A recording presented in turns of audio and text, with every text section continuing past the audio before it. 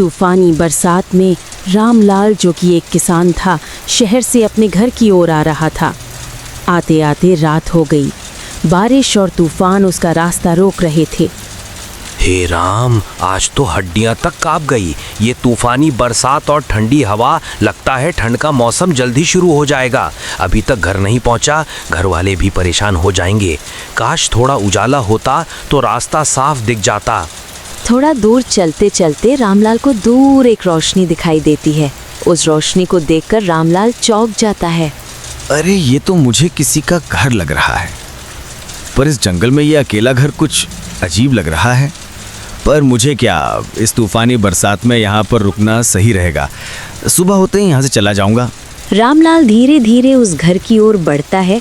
इस तूफानी बारिश में जैसे उसे आराम करने की उम्मीद दिख रही हो। रामलाल घर के बाहर खड़ा होकर सोच में पड़ जाता है। वो सोचता है कि अंदर जाना सही रहेगा या नहीं। कोई है? घर में कोई है? मदद चाहिए। इस तूफानी बारिश में सफ़र करना मुश्किल है और अंधेरा भी ज़्यादा है। कोई सुन रहा है मेरी बात? तभी अंदर से सफ़ेद साड़ी पहने हुए एक बूढ़ी औरत दरवाजे पर खड़ी हो जाती है। अरे बेटा, इतनी तूफानी रात को तुम यहाँ इस वीराने जंगल में रास्ता भटक गए हो क्या? अरे अम्मा, मैं रामलाल हूँ, सोनपुर गांव से। मैं किसान हूँ अम्मा। मैं शहर बीज लेने गया था, पर आते आते रात हो गई। क्या मैं यहाँ पर एक रात रुक सकता हूँ? अंदर आ जाओ मुसाफिर, बाहर इस तूफानी बारिश में रुकना ठीक नहीं। रामलाल और वो बूढ़ी औरत कमरे में आकर बैठ जाती है। रामलाल की नज़रें कमरे के इधर उधर घूम रही थी। अम्मा, आप इस वीरान जंगल में अकेली रहती हो क्या? आपको यहाँ पर डर नहीं लगता? हमारे गांव में एक जानवर आ जाए तो पूरा गांव डर जाता है, और आप यहाँ तो बैठे ही जंगल के बीच हो। क्या करे बाबू, मजबूरी इंसान से क्या नहीं करवाती। हमारे गांव में आग लगने के कारण सब कुछ खत्म हो गया। फिर मैं और मेरी बेटी यहाँ पर आ गए। उनकी ये बात सुनकर रामलाल के चेहरे पर एक उदासी सी छा गई। बेटी? आपकी बेटी भी है? वो यहाँ नहीं है क्या? कहीं दिखाई नहीं दे रही है? वो दूसरे कमरे में सो रही है। अब तुम भी आराम करो। चलो मैं जाती हूँ। किसी चीज़ की ज़रूरत हो तो आवाज़ लगा देना। अगर भूख लगी हो तो कुछ खाने को ला दूँ? नहीं शुक्रिया, मैं रास्ते में ढाबा पर रुका था, वहीं पर खाना खाकर आया हूँ। आप जाइए, आराम कीजिए। किसी चीज़ की ज़रूरत होगी तो मैं आपको बुला लूँगा। रामलाल बिस्तर पर लेट जाता है। वो सोने की कोशिश कर रहा था, लेकिन कुछ देर बाद उसे किसी की पायलों की आवाज़ सुनाई देती है और उसकी आंख खुल जाती है। वो सोचने लगता है कि इतनी रात को कौन है जो बाहर टहल रहा है। इतनी रात के समय बाहर कौन हो सकता है? चलकर देखना पड़ेगा कि कौन है जिसे इतनी रात में भी नींद नहीं आ रही है। रामलाल घर से बाहर आ जाता है। बारिश रुक चुकी थी। तभी उसने देखा कि एक लड़की खड़ी हुई है। आप इतनी रात तक जाग रही हैं? अम्मा ने तो कहा था कि आप सो गई हैं। इतनी रात तक जागने का कोई विशेष कारण? मुझे नींद नहीं आ रही थी तो सोचा बाहर घूम लूं। आप कौन और यहाँ क्या कर रहे हैं? जी, मैं एक किसान हूँ। मैं बीज लेने शहर गया था, लेकिन तूफानी बारिश के कारण मुझे यहाँ पर रुकना पड़ गया।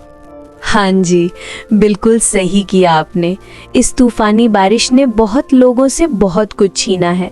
वैसे भी इस अंधेरी रात में आपका जाना मुश्किल ही था। कम से कम यहाँ रात आराम से रुककर सुबह तसल्ली से घर जाएंगे।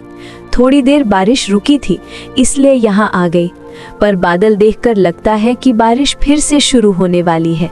अब तो मुझे भी लग रहा है कि मैंने सही ही किया है यहाँ रुककर। यदि यहाँ पर नहीं रुकता तो आपसे कैसे मुलाकात होती? आप ये कैसी बातें कर रहे हैं? भला मुझसे मिलकर क्या ही होगा? पर हाँ, जब जहाँ किसी को मिलना होता है वो वहाँ मिल ही जाता है। पर इन काली तूफानी रातों में हर कोई मिलने वाला सही हो, ये जरूरी नहीं है बाबू। आपकी बातें सुनकर मैं हंसूं या डरूं? आप तो ऐसे बोल रही हो जैसे बारिश में इंसान नहीं भूत घूमते हो। इतना नहीं सोचा करते। आप अपना बताइए, इस जंगल में रहकर बोर तो नहीं हो गए? दोनों आपस में बातें कर रहे होते हैं। कि इतने में बारिश आ जाती है और दोनों घर के अंदर चले जाते हैं। रामलाल बिस्तर पर आकर सो जाता है। वो इतनी गहरी नींद में सोया था कि पता ही नहीं चला कि सुबह कब हो गई। अरे ये क्या, सुबह हो गई और अभी तक मैं सो रहा था। देर हो जाएगी गांव जाने में। चलो माया जी से मिलकर गांव निकलता हूँ। रामलाल घर के बाहर आता है, लेकिन उसे कोई नहीं दिखता। अरे अम्मा, माया जी कहाँ हो आप? कहीं भी कोई नहीं दिखाई दे रहा।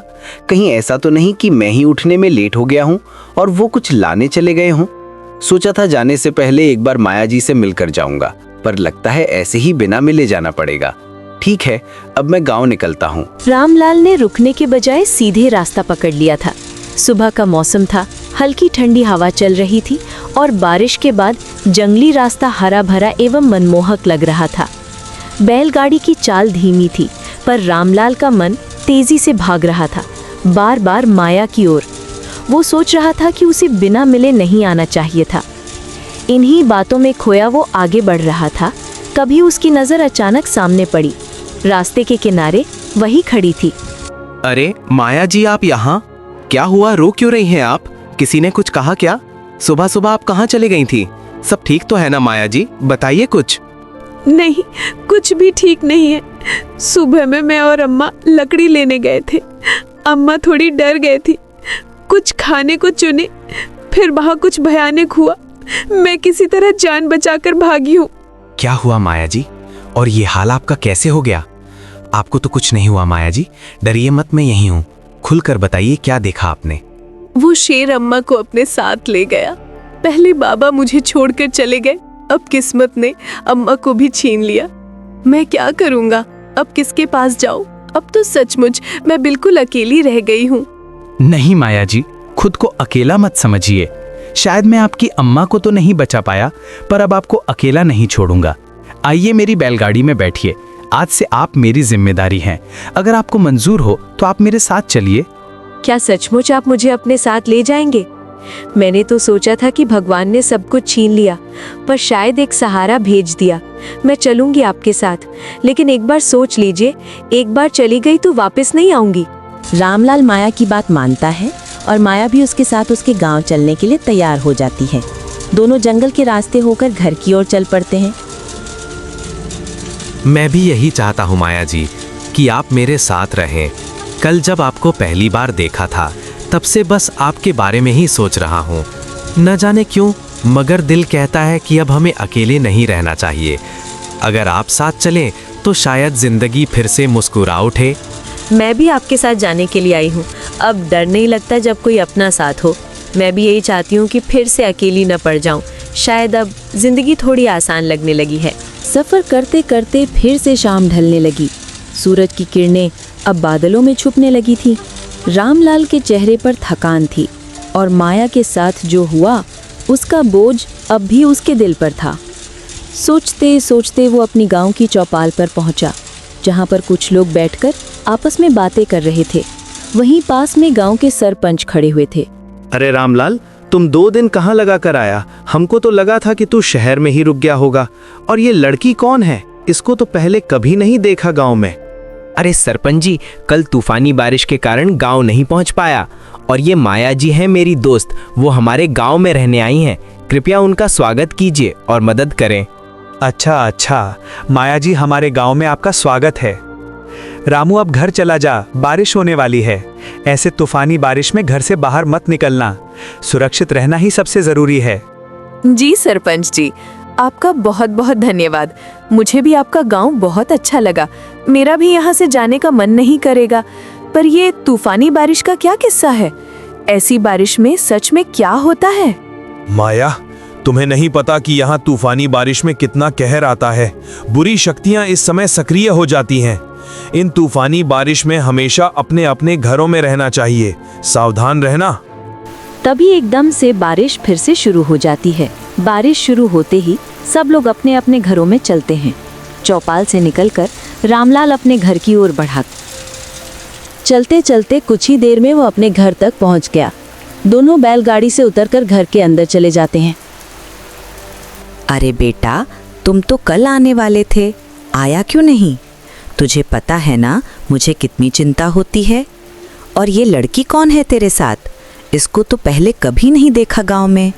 कौन है ये और कहाँ से आई है? माँ, ये मेरी दोस्त माया है। इसका भी इस दुनिया में कोई भी नहीं है।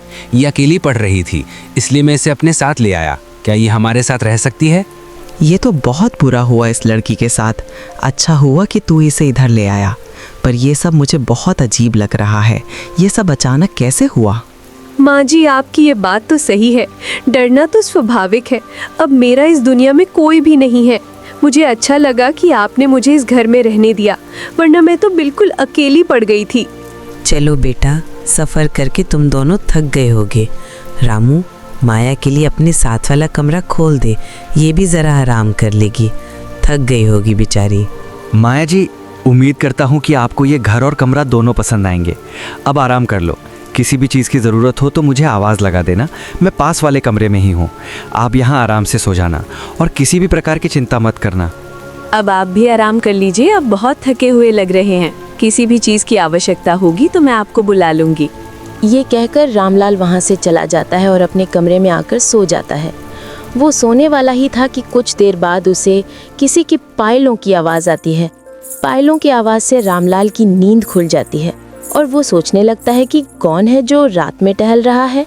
अरे, ये तो माया जी की पायलों की आवाज़ है। लेकिन माया जी इतनी रात में कर क्या रही है? शायद उन्हें किसी चीज़ की ज़रूरत होगी। चलकर देखना पड़ेगा।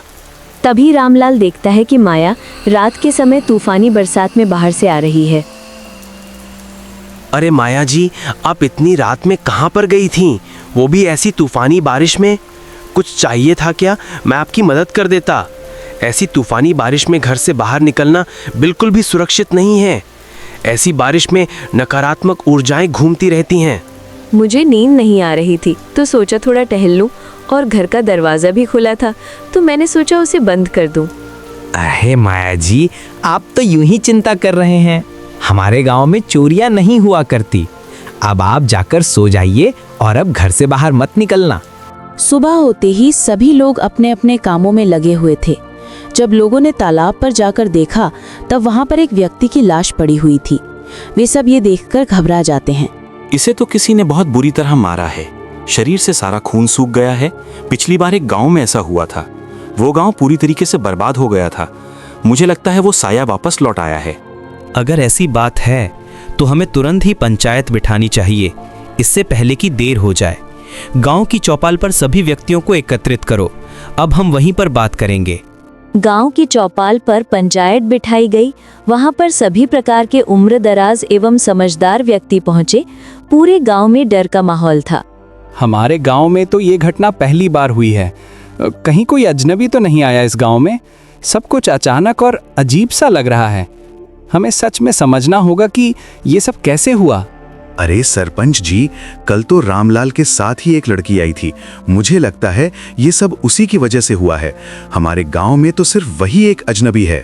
अरे ये तुम लोग कैसी बातें कर रहे हो? माया जी ऐसा कभी नहीं कर सकती। वो तो मुझे तूफानी बारिश में मिली थी। उनका भी इस दुनिया में कोई भी नहीं है। कृपया उनके बारे में ऐसा मत बोलिए। रामलाल, तूफानी बारिश में मिलने वाला सही हो ये जरूरी नहीं है। हमारे गांव में ऐसा पहले कभी नहीं हुआ। ये सब उसे लड़की के आने के बाद ही हुआ है। सावधान रहना एवं उसे पर नजर रखना। पंचायत खत्म होने के बाद रामलाल अपने घर वापस आ रहा था, लेकिन उसके मन में कई सवाल खटक रहे थे। वो अपने घर पर पहुंचता है।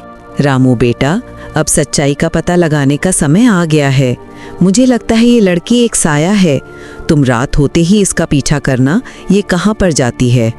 माँ, यदि आप यह कह रही हैं तो मैं उसका पीछा करूंगा, लेकिन मुझे नहीं लगता कि माया जी कुछ गलत कर सकती हैं। आप सभी लोग तो बिना वजह उसके पीछे पड़ गई हैं। दिन से शाम कब ढल गई पता ही नहीं चला। रात के समय सभी लोग अपने अपने घरों में थे।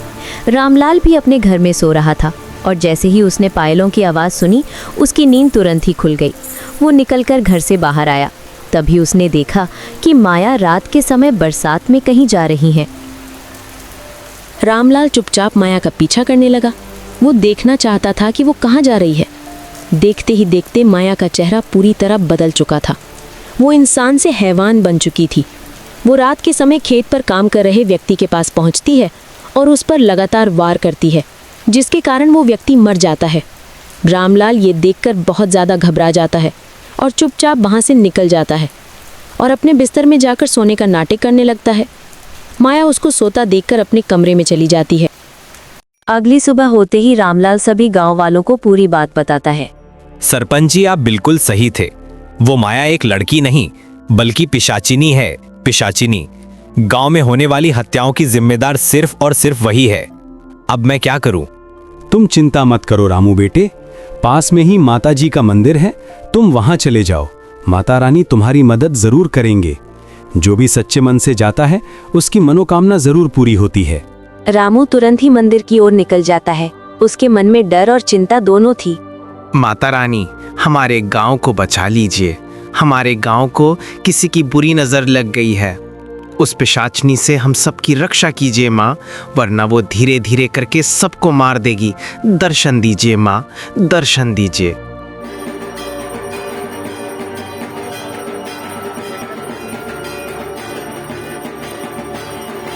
रामू, तेरी भक्ति ने मुझे प्रसन्न किया है। आज मैं तुझे वो वरदान देती हूँ जिससे इस गांव में कभी भी किसी की बुरी दृष्टि न पड़े। इस मंत्र का जाप करना, ओम क्रीम कालिकाय नमः। ये तेरा कवच बनेगा। रामलाल प्रसन्नता के साथ घर वापस लौटता है और वह सीधे माया के कमरे में पहुंचता है। माया, तुम्हारा खेल खत्म हो चुका है। मैंने तुम्हारा असली रूप देखा है। तुम एक पिशाचिनी हो। अच्छा होगा यदि तुम गांव छोड़कर चली जाओ। ओह, तो तुम सच्चाई जान चुके हो। मैंने तो सोचा था कि पहले पूरे गांव को खत्म करूंगी, उसके बाद तुम्हें देखूंगी, पर अब लगता है सबसे पहले तुम्हें ही खत्म करना पड़ेगा। रामलाल तुरंत ही मंत्र का जाप करने लगता है जो देवी माँ है उसे बताया था। मंत्र के असर से माया का पूरा शरीर जलने लगता है। बंद करो, इस मंत्र का जाप करना बंद करो। मैं जल रही हूँ, मुझे जाने दो। मैं तुम्हें नहीं छोड़ूंगी, मैं वापस आऊंगी।